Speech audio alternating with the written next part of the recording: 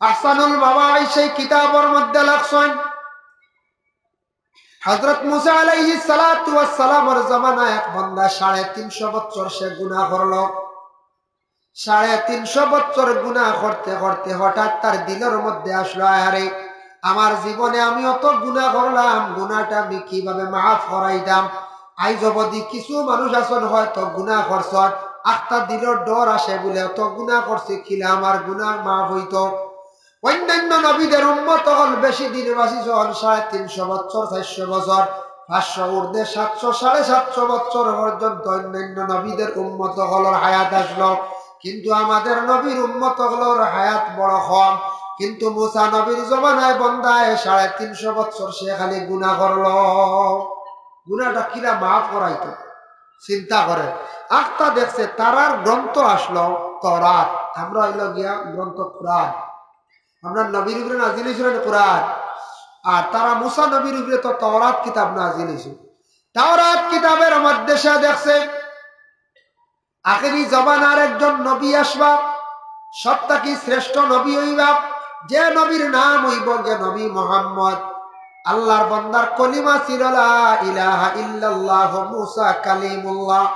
তখন সেই বান্দা কইছে, আল্লাহ আখেরি জমানার নবী একজন তশরিফ আনডা, এই নবী তো এখনো দেখছি না, জানছি না, শুনছি, বড় বালা নবী মুহাম্মাদুর রাসূলুল্লাহ। ওই নবীর খাতিরে আল্লাহ আমার 350 বছরের গুনাহ খানাইতারে মাফ দিলাই।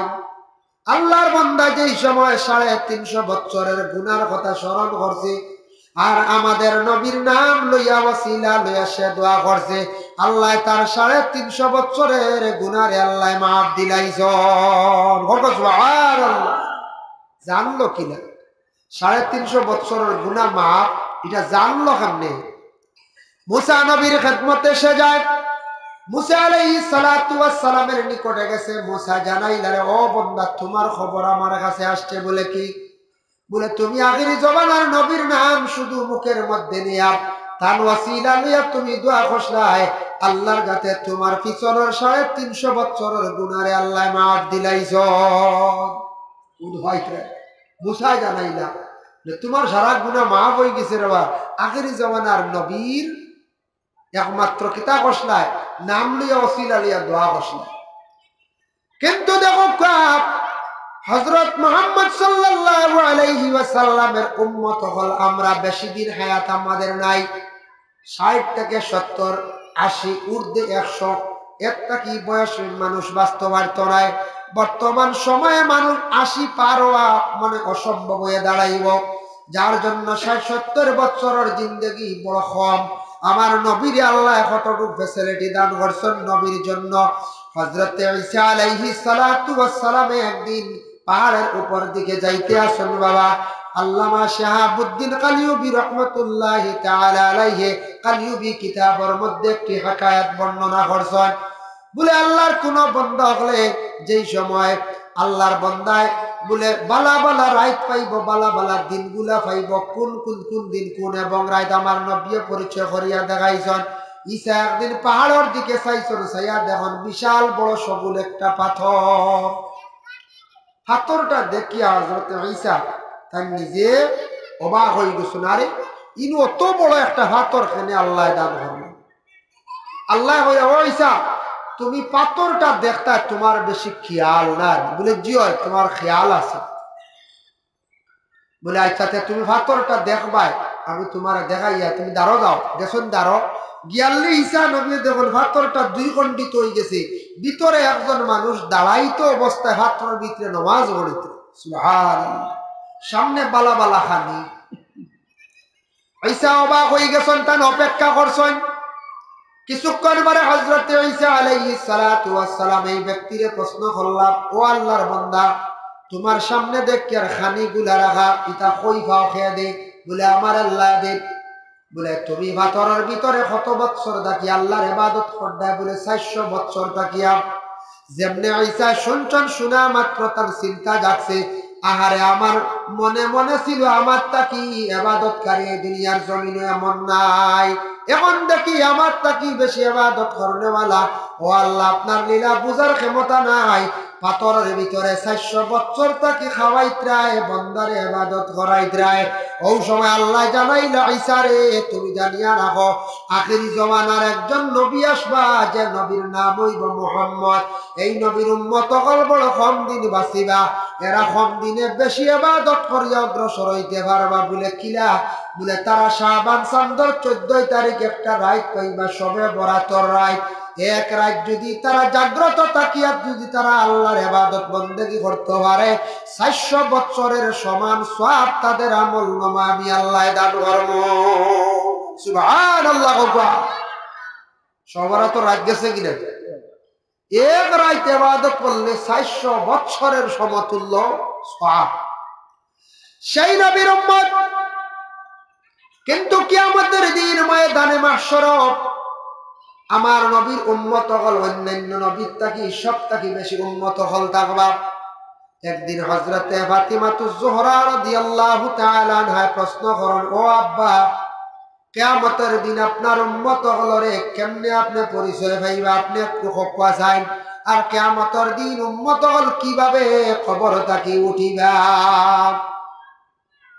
আল্লাহর রাসূল হযরতে ফাতিমাতুজ জোহরা রাদিয়াল্লাহু তাআলা আনহা বর্ণনা দিলাম। ফাতিমারে আল্লাহর রাসূলে বর্ণনা দিলা হইলা, ও ফাতিমা জানিয়া রাখো গুররাম মুআজ্জিলিনা মিন আসারিল উযু। বুখারী শরীফের প্রথম পারায় সে হাদিসের 12টা জন।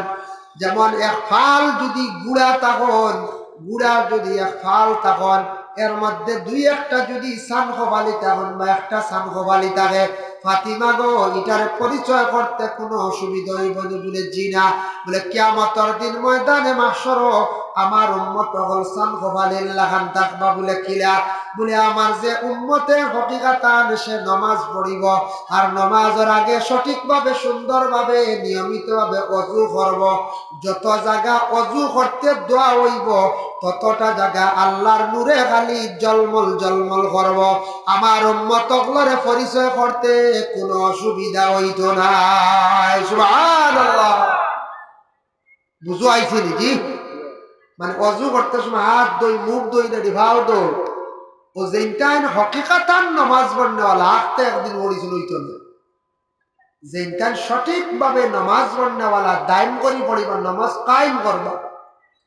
দাইমর পরে কায়েম কায়েম হইল গিয়ে মহফিল দেখি আর সারারও মাথার তকি আছে, তকি কায়েম হয়ে গেছে। আখতে হেরে এক দুইজন দেখা যান নাই মনে হয় না। হয় একজন দুইজন মনে হয় তকি নাই আসলি না। ও এরারে হলর বালা লাগবো দেখুন চায়। আচ্ছা এখন আমরা কাপড় পরিধান করা এটা কায়েম, সবে কাপড় পরিধান করেন না। অন্য যদি বাচ্চা গুলো উল্লঙ্গ এগুলো কেউ জায়গা দিবাই বারো ইনতে যে ভাই যে কাপড় পরিধান করিয়া সবর কাপড় পরিধান করা কায়েম, তকি দেওয়া হয়ে গেছে গিয়া কায়েম, আনা তকি এরকম বারো। ঠিক তেমনি ভাবে নামাজ যদি বান্দারা জীবনের মধ্যে যদি এইভাবে কায়েম যদি করিলায়, তাহলে যে মহল্লার মধ্যে যে জায়গার মধ্যে আসন যারা নামাজ পড়েন না, এই নমাজি হকলে এরারে কখনো স্থান দিতে নাই। নমাজের বেনমাজি হকলের স্থান দিতে নাই। এর জন্য নামাজ কায়েম হইতো আগে আপনার আমার। আর যদি খুলুসিয়ত নিয়ে আল্লাহর ওয়াস্তে যদি নামাজ যদি পড়েন, আল্লাহ রাজি করার উদ্দেশ্য যদি নামাজ পড়েন, তাহলে সেই নামাজে কিন্তু ফায়দা দিব। নামাজের আগে ওযু করবা, ওযু করনেওয়ালা কিয়ামতের দিন এই অঙ্গগুলা খালি জলমল জলমল করব। আমার নবী তার উম্মত হলরে পরিচয় করতে কোনো অসুবিধা হইতো না। আল্লাহ রাসূল ফরমায় লা তাশুদ্দুর রিহালু ইল্লা ইলা সালাসি মাসাজিদ, মসজিদুল হারাম, মসজিদুল আকসা ও মসজিদি হাযা, ও কামা ক্বালা আলাইহিস সালাতু ওয়াস সালাম। তুমি তান যদি সফর করো সওয়াবের উদ্দেশ্যে এই তিনটা মসজিদে সফর করিও, তুমি তান সওয়াব বেশি পাইবাই। নতুবা সফর করিও না। তুমি তান যদি গ্রামের মসজিদে নামাজ পড়ো এক রাকাতে 27 রাকাত, টাউনের বড় মসজিদে নামাজ পড়ো এক রাকাতে 27 রাকাত, দিল্লির জামে মসজিদে গিয়া যদি তুমি নামাজ পড়ো এক রাকাতে 27 রাকাত, তুমি তিনটা মসজিদে নামাজ পড়লে সওয়াব বেশি পাইবাই। মসজিদে হারাম আল্লাহর ঘর সামনে রাখকে হরমের মধ্যে কাবা শরীফের নগে নামাজ যেই সময় পড়িবাই, এক রাকাতে আল্লাহ 1 লক্ষ রাকাতের সওয়াব আল্লাহ দান করবা। সুবহান। 2 নম্বরে রাসূলুল্লাহ ফরমান মসজিদে নববী আমার নবী যে মসজিদ যেখানে বানাইছেন সেই মসজিদের মধ্যে গিয়া তুমি যদি নামাজ পড়ো এক রাকাতে 50,000 রাকাতের সওয়াব আল্লাহ দান করেন। আর 3 নম্বরে তাকসে গিয়া বলে মসজিদে আকসা বাইতুল মুকদ্দিস ফিলিস্তিনের মসজিদে যে মসজিদে গিয়া এক রাকাত নামাজ পড়িবা এই মসজিদে গিয়া নামাজ পড়লে এক রাকাতে 25,000 রাকাতের সওয়াব। এর লাগে আমরার ঘরে নামাজ পড়লে এক রাকাতে এক রাকাত, গ্রামের জামে মসজিদে নামাজ পড়লে এক রাকাতে মানে 27 রাকাত বাবা। এর লাগে মসজিদ থাকি মসজিদে গিয়া নামাজ পড়লে সওয়াব বেশ বেশ নিলে না। মানুষ মারা যাওয়ার পরে দুইটা জায়গায় বেশি কান্দে বাবা। এক জায়গা হইল গিয়া নামাজ পড়ার স্থান মসজিদে কান্দে। যে বন্দা মসজিদের লাগি বেশি মায়া থাকবো, মসজিদের লাগি তার মহব্বত থাকবো, মসজিদের লাগি বেশি দিলি মায়া থাকবো। যে জায়গা শ্রদ্ধা দিত শ্রদ্ধার জায়গায় বড় কান্দে, আপনি মারা যাইবা আপনার আওলাদে 2-3 দিন কান্দে খান্দন বন্ধ হয়ে যাইব। কিন্তু নমাজের জায়গায় একাধারে 40 দিন পর্যন্ত কান্দিতে থাকে বাবা। আর 2 নম্বরে থাকছে গিয়া আমলের যে দরওয়াজা আছে সেই দরওয়াজা 40 দিন পর্যন্ত একাধারে কান্দে। ও ভাই মুসলমানের লাগিয়া মসজিদ পবিত্রময় জায়গা, পাক জায়গা, যে জায়গা পুরো বন্দা জীবনে যদি ওটার সম্পদ আল্লাহ দান করছে আর কেউ যদি মসজিদের জায়গা দিয়া যদি মসজিদ যদি বানাইয়া তুইয়া যাইতে পারে, আল্লাহর রাসূল ফরমান মান বানা লিল্লাহি মসজিদান বানাল্লাহু লাহু বাইতান ফিল জান্নাহ। মসজিদ যদি কোনো বান্দা যদি বানায় আল্লাহর ওয়াস্তে নামাজ পড়ার জন্য মসজিদ যদি বানায়, সেই মসজিদের কারণে আল্লাহ পাক রব্বুল আলামিন তার জন্য জান্নাতে 2টি উদ্যান, জান্নাতে 2টি স্থান আল্লাহ তৈরি করিয়া রাখছি। ভাই মুসলমানের জন্য বিশেষ করিয়া এই যে মসজিদ আল্লাহর ঘরের এক অংশ, কাবা ঘরের একটি অংশ, মসজিদের ঘর যেটা আছে সেই মসজিদের ঘরের মধ্যে বিশেষ করিয়া গেলে সওয়াব। মসজিদের ঘর মাতিলে গিয়া বেম আউরি মাতিলে আমল নামাজ থাকি নেকি খাটা হয়, মনোযোগ দিয়া বসিলে সওয়াব। রাসূলুল্লাহ মসজিদে নববী বানাইছেন যেই দিন মক্কা ছাড়িয়া মদিনায় হিজরত করি আল্লাহর রাসূল গেছেন। যাওয়ার পরে আবু বকর কইলে আবু বকর এই যে ছাতল যেখানে আছে ও জায়গা আমি চাইয়ার একটা মসজিদ বানাইতাম নামাজ পড়ার জন্য। ও সময় হযরতে আবু বকর কইলা খবর লাগাও। খবর লাগাইছেন, খবর লাগাইয়া দেখছেন 2 এতিমের হক, 2 এতিমের নাম হলো সাহেল সুহাইল। আমার নবী এতিমের খবর দিলা, 2 এতিমে শুনিয়া কইলা ইয়া রাসূলুল্লাহ আপনি আখির জমানার নবী নি? বলে হ্যাঁ। বলি ইয়া রাসূলুল্লাহ আপনার কাছে আমরা চাইয়ার আপনি কইত্রা এই জায়গার মসজিদ বানাই দেয়, এই জায়গায় কান আমরা 2 ভাই আল্লাহর ওয়াস্তে দান করিলাইলাম। সুবহানাল্লাহ। তোমার নবীজি কইলা ও সাহেল আর সুহাইল জানিয়া রাখো, এই যে মসজিদের জন্য জায়গা দিছো আল্লাহর ওয়াস্তে জানিয়া রাখিও রে সাহেল আর সুহাইল। কিয়ামতের দিন আল্লাহ পাক রব্বুল আলামিন কিয়ামতের আগ পর্যন্ত তুমি তার কবর তাকি তাবি সওয়াবের অংশ খালি ভাইয়া যাইবাই। এর লাগে মসজিদের জায়গা যদি কেউ দিতা পারেন বড় ভাগ্যবান, মাদ্রাসার যদি জায়গা দিতা পারেন বড় ভাগ্যবান, একটা রাস্তা যদি বানাইতে পারেন সৎকা জারিয়া বড় ভাগ্যবান, পানির যদি ব্যবস্থা করতে পারেন বড় ভাগ্যবান, রাস্তার যদি একটা গাছ যদি লাগাইতে পারেন মানুষ যাতায়াতের সময় মানুষে বিশ্রাম দিব, এই বন্দায় সওয়াবের সওয়াব পাইব। সওয়াব কিন্তু খবরে থাকি থাকি পাইবা। কোনো বন্দা যদি কোনো ফলের যদি গাছ যদি লাগায় মানুষে ফল পাই খাইবা, সওয়াব পাইবা, খবরে থাকি থাকি সওয়াবের অংশীদার হইবা। এখন আমরা মসজিদের জায়গা কেউ দিতাম পারি আর না, জায়গা নাই। যারা হোটেল আছে হয়তো দিছেন, যাদের নাই কিন্তু মসজিদ বানাইবার চেষ্টা করেন, মসজিদের খেদমত করেন। রসুলের দাদা আব্দুল মুত্তালিব কি করছেন? মসজিদের বেশি খাদিমি করছেন, তার সম্মান মর্যাদা আল্লাহ জমিনের মধ্যে বাড়াইয়া দিছেন। এর জন্য আল্লাহর বান্দেগান যতদিন মসজিদে যাইবা নামাজ পড়িবা, মসজিদের লাগি সম্পর্ক রাখবা, মসজিদের লাগি মহব্বত রাখবা, মসজিদের খেদমত করবা, খাদিমি করবা, আল্লাহ তাদের সম্মান মর্যাদা আল্লাহ জমিনের মধ্যে বাড়াইয়া দিবা। আর মসজিদে গিয়ে নামাজ পড়ার চেষ্টা করেন। এখন নামাজ পড়িতা মসজিদের কাজ অসম্পূর্ণ, ওটা পরিপূর্ণ হইতো মসজিদ সুন্দর হইতো। যত মহল্লার মসজিদ সুন্দর হইব তত মহল্লা উন্নত হইব, মসজিদের নেক দোয়া দিব। যার জন্য রাসূলুল্লাহ ফরমান মান সাল্লা রাকাতাইন মুকবিলান ফীহিমা আলাল্লাহি বিকলবি খারাজা মিন যুনুবিহি কায়াউমিন ওয়ালাদতু উম্মুহু। আল্লাহর রাসূল ফরমান কেউ যদি 2 রাকাত নামাজ যদি এইভাবে পড়তে পারেন, ধ্যান করি আল্লাহর দিকে, কলবে আল্লাহর ধ্যান মুক্ত করিয়া দুনিয়ার সবকিছু চিন্তা ফিকির রে দূরে রাখিয়া আল্লাহর ওয়াস্তে যদি 2 রাকাত নামাজ পড়ো, ওয়ালা গুনাহ তাকি পাক হইবা, খারাজা মিন যুনুবিহি ওয়ালা গুনাহ তাকি পাক হইবা কায়াউমিন ওয়ালাদতুহু উম্মুহু, যেলা মায়ের কোলে সন্তান নিষ্পাপ হয়ে যায় সেইভাবে মায়ের কোলে সন্তানগুলা সেইভাবে আল্লাহর বান্দা এইভাবে নামাজ পড়লে নিষ্পাপ হয়ে যায়। সুবহানাল্লাহ।